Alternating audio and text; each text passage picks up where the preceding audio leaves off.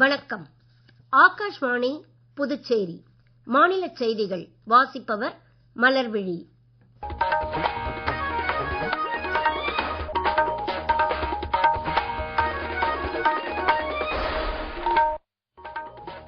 தலைப்புச் செய்திகள். India America இடையே தொழில்நுட்ப ஒத்துழைப்பை மேம்படுத்துவதற்கான நடவடிக்கைகளில் இந்தியா உறுதியுடன் இருப்பதாக பிரதமர் திரு நரேந்திர மோடி தெரிவித்துள்ளார். யுனெஸ்கோவின் உலக பதிவேட்டில் பகவத்கீதை மற்றும் நாட்டிய சாஸ்திரம் சேர்க்கப்பட்டிருப்பது இந்தியர்களை பெருமிதம் கொள்ள செய்திருப்பதாக பிரதமர் திரு நரேந்திர மோடி தெரிவித்துள்ளார். இந்தியாவில் தயாரிப்போம் திட்டத்தின் கீழ் நாட்டின் மின்னணு உற்பத்தி 5 மடங்கு அதிகரித்துள்ளதாக மத்திய அமைச்சர் திரு அஸ்வினி வைஷ்ணவ் தெரிவித்துள்ளார். புனித வெள்ளியையொட்டி புதுச்சேரியில் உள்ள அனைத்து தேவாலயங்களிலும் நடைபெற்ற சிலுவை பாதை நிகழ்ச்சியில் ஏராளமான கிறிஸ்தவர்கள் கலந்து கொண்டனர். இனி விரிவான செய்திகள். இந்தியா அமெரிக்கா இடையேயான தொழில்நுட்ப ஒத்துழைப்பை மேம்படுத்துவதற்கான நடவடிக்கைகளில் இந்தியா உறுதியுடன் இருப்பதாக பிரதமர் திரு நரேந்திர மோடி தெரிவித்துள்ளார். இன்று அவர் டெஸ்லா நிறுவன தலைமை நிர்வாக அதிகாரி எலன் மஸ்குடன் அதிகாரப்பூர்வமான கலந்துரையாடலில் ஈடுபட்டார். இது குறித்த கூடுதல் தகவல்கள். இந்த ஆண்டின் தொடக்கத்தில் பிரதமர் திரு நரேந்திர மோடியின் அமெரிக்க பயணத்தின் போது வாஷிங்டனில் டெஸ்லா நிறுவன தலைமை நிர்வாக அதிகாரி இலான் மஸ்குடனான சந்திப்பின் போது விவாதிக்கப்பட்ட கருத்துக்கள் குறித்து ஆலோசிக்கப்பட்டன. இந்தியா அமெரிக்கா இடையேயான தொழில்நுட்ப முன்னேற்றத்திற்கான கருத்துக்களும் பரிமாறிக்கொள்ளப்பட்டன. தொழில்நுட்பம் மற்றும் புத்தாக்க கண்டுபிடிப்புகளில் இந்தியா அமெரிக்கா இடையேயான மகத்தான வாய்ப்புகளை பிரதமர் சுட்டிக்காட்டினார். இந்த துறைகளில் இரு நாடுகளின் ஒத்துழைப்பின் மூலம் மேலும் முன்னெடுத்துச் செல்வதில் இந்தியாவின் உறுதிப்பாட்டை அவர் எடுத்துரைத்தார். இந்த சந்திப்பு குறித்து சமூக ஊடகத்தில் பதிவிட்டு மகிழ்ச்சி வெளியிட்டுள்ள அவர் அமெரிக்காவுடனான ஒத்துழைப்பை இந்தியா மேம்படுத்தும் என தெரிவித்தார். யுனெஸ்கோவின் உலக நினைவக பதிவேட்டில் பகவத்கீதை மற்றும் நாட்டிய சாஸ்திரம் சேர்க்கப்பட்டிருப்பது உலகம் முழுவதும் உள்ள இந்தியர்களை பெருமிதம் கொள்ள செய்திருப்பதாக பிரதமர் திரு நரேந்திர மோடி தெரிவித்துள்ளார். நம் நாட்டின் கலாச்சாரத்திற்கு கிடைத்த சர்வதேச அங்கீகாரம் இது என்றும் அவர் தமது சமூக வலைதள பதிவில் குறிப்பிட்டுள்ளார்.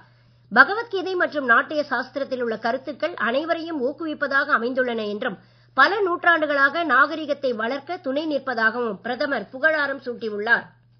இந்தியாவில் தயாரிப்போம் திட்டத்தின் கீழ் நாட்டின் மின்னணு உற்பத்தி 5 மடங்கு அதிகரித்துள்ளதாக மத்திய மின்னணு தகவல் தொழில்நுட்பத்துறை அமைச்சர் திரு அஸ்வினி வைஷ்ணவ் தெரிவித்துள்ளார்.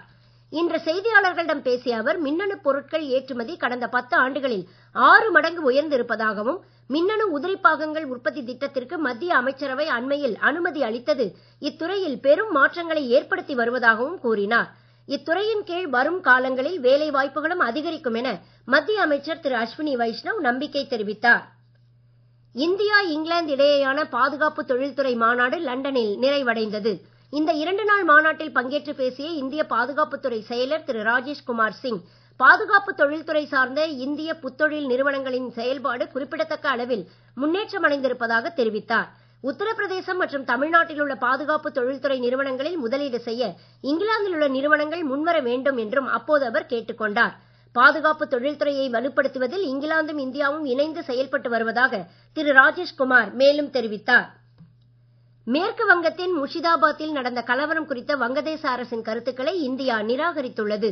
இது குறித்து வெளியுறவுத்துறை செய்தி தொடர்பாளர் திரு ரன்தீன் ஜெய்ஸ்வால் கூறுகையில் வங்கதேசத்தில் உள்ள சிறுபான்மையினர் தொடர்ந்து துன்புறுத்தப்படுவதற்கு எதிராக இந்தியா தனது கவலையை தெரிவித்து வரும் நிலையில் மேற்கு வங்க கலவரம் குறித்து வங்கதேச அரசு கருத்து வெளியிடுவதை இந்தியா நிராகரிப்பதாகவும் வங்கதேசத்தில் உள்ள சிறுபான்மையினர் நலனை பாதுகாப்பதில் அந்நாட்டு அரசு கூடுதல் கவனம் செலுத்த வேண்டும் எனவும் தெரிவித்துள்ளார்.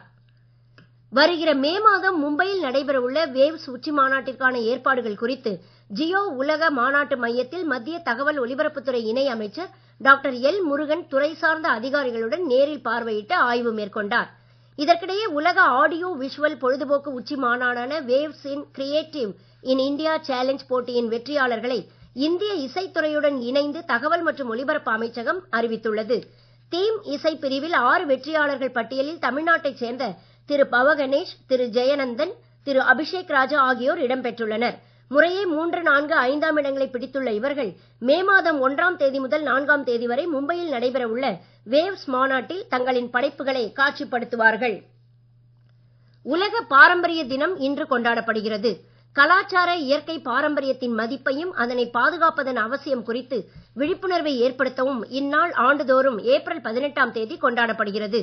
இயற்கை பேரிடர் மற்றும் மோதல்களால் அச்சுறுத்தலுக்கு உள்ளான பாரம்பரியம் என்பதை இந்த ஆண்டின் கருப்பொருளாக கொண்டு இந்த தினம் கடைபிடிக்கப்படுகிறது.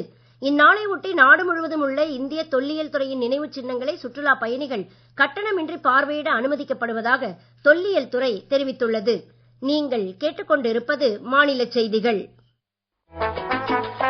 ஆகாஷ்வாணி செய்திகளை நேயர்கள் உடனுக்குடன் தெரிந்து கொள்ள எமது புதுச்சேரி மண்டல செய்திப் பிரிவின் சமூக ஊடகங்களான @AIRnews_புதுவை என்ற எக்ஸ் பக்கத்தையும், all India radio news Puducherry என்ற Facebook பக்கத்தையும், @RNU புதுச்சேரி என்ற யூடியூப் சேனலையும் அணுகலாம்.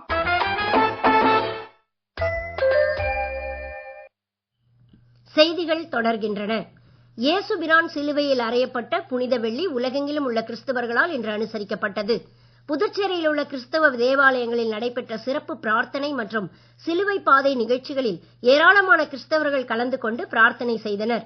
இது குறித்த ஒரு செய்தி தொகுப்பு.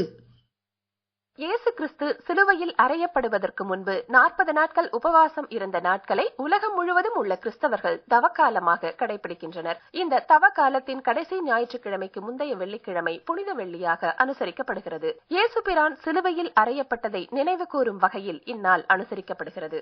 புனித வெள்ளியை முன்னிட்டு புதுச்சேரி தூய ஜென்மராக்கினி அன்னை பேராலயத்தில் புதுச்சேரி கடலூர் மறைமாவட்ட பேராயர் பிரான்சிஸ் காலிஸ்ட் தலைமையில் சிலுவை பாதை ஊர்வலமும் சிறப்பு திருப்பலியும் நடைபெற்றது. ஆலயத்தில் இருந்து தொடங்கிய சிலுவை பாதை பேரணியில் பேராயர் சிலுவையை சுமந்து முன்னே செல்ல ஆயிரக்கணக்கான கிறிஸ்தவர்கள் பின்தொடர்ந்தனர். இதேபோல் புதுச்சேரியில் உள்ள தூய இருதய ஆண்டவர் பசிலிகா பேராலயம், வில்லியனூர் மாதா பேராலயம் உள்ளிட்ட பல்வேறு பேராலயங்களில் சிலுவை பாதை நிகழ்ச்சி நடைபெற்றது குறிப்பிடத்தக்கது. மத்திய அரசு திட்டமான பிரதான் மந்திரி கிசான் நியூ யோஜனா பெயரில் புதுவிதமான இணையவழி மோசடி நடத்தப்படுவதாகவும், இப்பெயரில் வரும் போலி செயலியை பதிவிறக்கம் செய்ய வேண்டாம் என்றும் புதுச்சேரி இணையவழி போலீசார் எச்சரித்துள்ளனர். அவ்வாறு பதிவிறக்கம் செய்யும் பட்சத்தில் கைபேசி ஹேக் செய்யப்பட்டு வங்கிக் கணக்கிலிருந்து பணம் திருடப்படும் என்றும், மேலும் வாட்ஸ்அப் குழுக்களும் ஹேக் செய்யப்படும் என்றும் புதுச்சேரி இணையவழி குற்றப்பிரிவு தெரிவித்துள்ளது. இது குறித்த புகார்களை 1930 என்ற கட்டணமில்லா இலவச தொலைபேசி எண்ணையோ அல்லது 041322761444 மற்றும் 9489205246 என்ற எண்களில் தொடர்பு கொண்டு தெரிவிக்கலாம் எனவும் புதுச்சேரி இணையவழி குற்றப்பிரிவு தெரிவித்துள்ளது. புதுவை மத்திய பல்கலைக்கழகத்தின் துணைவேந்தர் பேராசிரியர் பிரகாஷ் பாபு புதுடெல்லியில் நேற்று மத்திய கல்வி அமைச்சர் திரு தர்மேந்திர பிரதானை மரியாதை நிமித்தமாக சந்தித்து பேசினார். இந்த சந்திப்பின் போது பல்கலைக்கழகம் மற்றும் அதன் உறுப்பு கல்லூரிகளில் மேற்கொள்ளப்பட்ட கல்வி முன்னேற்றங்கள், பணிகள் மற்றும் நடவடிக்கைகள் குறித்த விவரங்களை பேராசிரியர் பிரகாஷ் பாபு எடுத்துரைத்தார். மத்திய கல்வி அமைச்சரை புதுச்சேரி பல்கலைக்கழகத்திற்கு நேரில் வருகை தருமாறும், இங்குள்ள கல்வி திட்டங்களை பார்வையிடவும் அப்போது அவருக்கு அவர் அழைப்பு விடுத்தார். புதுச்சேரி அரசின் டெல்லிக்கான சிறப்பு பிரதிநிதி திரு மல்லாடி கிருஷ்ணாராவ் நேற்று புதுடெல்லியில் மத்திய சுகாதாரத்துறை அமைச்சர் திரு ஜே.பி. நட்டாவை சந்தித்து ஏனாம் மற்றும் அதன் சுற்றுவட்டார பகுதிகளுக்கு என தனி புற்றுநோய் சிகிச்சை மையம் அமைத்து தர வேண்டும் என கோரிக்கை மனு அளித்தார். மேலும் ஏனாம் பகுதியில் காரைக்காலில் உள்ளதைப் போல் ஜிப்மர் சார்பில் மருத்துவம் மற்றும் துணை மருத்துவ படிப்புகளுக்கான கல்லூரி அமைக்க வேண்டும் எனவும் கேட்டுக் கொண்டுள்ளதாக எமது ஏனாம் நிருபர் தெரிவிக்கிறார். மேலும் மத்திய சுற்றுலாத்துறை செயலர் திரு சுமன் பல்லாவை சந்தித்து ஏனாமில் மேற்கொள்ளப்பட உள்ள சுற்றுலா வளர்ச்சி பணிகளுக்கான நிதியை விடுவிக்கும்படியும் அவர் கேட்டுக் கொண்டதாக எமது நிருபர் தெரிவிக்கிறார். மத்திய அரசின் சுற்றுச்சூழல், வனம் மற்றும் பருவநிலை அமைச்சகம் சார்பில் 2024ஆம் ஆண்டில் ஒருமுறை மட்டும் பயன்படுத்தப்படும் பிளாஸ்டிக் தடையை சிறப்பாக அமல்படுத்திய மாநிலம் மற்றும் யூனியன் பிரதேசங்களின் தரவரிசை பட்டியல் வெளியிடப்பட்டுள்ளது. இதில் தேசிய அளவில் புதுச்சேரிக்கு 3ஆம் இடம் கிடைத்துள்ளது. கடந்த 2022ஆம் ஆண்டு முதல் ஒருமுறை மட்டும் பயன்படுத்தப்படும் 14 வகையான பிளாஸ்டிக் பொருட்களுக்கு நாடு முழுவதும் தடை விதிக்கப்பட்டுள்ளது குறிப்பிடத்தக்கது. IPL 2020 கிரிக்கெட் போட்டித் தொடரில் இன்றிரவு 7:30 மணிக்கு பெங்களூருவில் நடைபெற உள்ள ஆட்டத்தில் பெங்களூரு அணி பஞ்சாப் அணியை எதிர்கொள்கிறது. நேற்று மும்பையில் நடைபெற்ற ஆட்டத்தில் மும்பை அணி ஹைதராபாத் அணியை 4 விக்கெட் வித்தியாசத்தில் வீழ்த்தி வெற்றி பெற்றது. மீண்டும் தலைப்புச் செய்திகள். இந்தியா அமெரிக்கா இடையே தொழில்நுட்ப ஒத்துழைப்பை மேம்படுத்துவதற்கான நடவடிக்கைகளில் இந்தியா உறுதியுடன் இருப்பதாக பிரதமர் திரு நரேந்திர மோடி தெரிவித்துள்ளார். யுனெஸ்கோவின் உலக பதிவேட்டில் பகவத்கீதை மற்றும் நாட்டிய சாஸ்திரம் சேர்க்கப்பட்டிருப்பது இந்தியர்களை பெருமிதம் கொள்ள செய்திருப்பதாக பிரதமர் திரு நரேந்திர மோடி தெரிவித்துள்ளார். இந்தியாவில் தயாரிப்போம் திட்டத்தின் கீழ் நாட்டின் மின்னணு உற்பத்தி 5 மடங்கு அதிகரித்துள்ளதாக மத்திய அமைச்சர் திரு அஸ்வினி வைஷ்ணவ் தெரிவித்துள்ளார். புனித வெள்ளியை ஒட்டி புதுச்சேரியில் உள்ள அனைத்து தேவாலயங்களிலும் நடைபெற்ற சிலுவை பாதை நிகழ்ச்சியில் ஏராளமான கிறிஸ்தவர்கள் கலந்து கொண்டனர். இத்துடன் இந்த செய்தி அறிக்கை நிறைவு பெறுகிறது. வணக்கம்.